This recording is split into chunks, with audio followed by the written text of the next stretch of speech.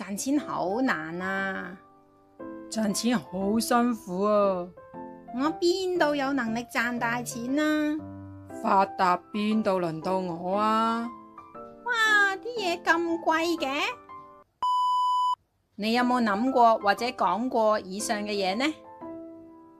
以上嘅呢啲信念令到你感到難受、緊張、恐懼同埋匱乏，阻礙咗你嘅人生體驗，甚至阻礙咗自己變得更加有錢。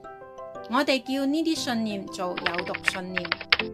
所謂有毒信念，簡單嚟講，就係限制你實現夢想嘅信念，限制你實現幸福生活嘅信念，限制你成長嘅信念，限制你獲得財富嘅信念。我哋都想實現夢想，都希望生活幸福，都希望獲得更多嘅財富。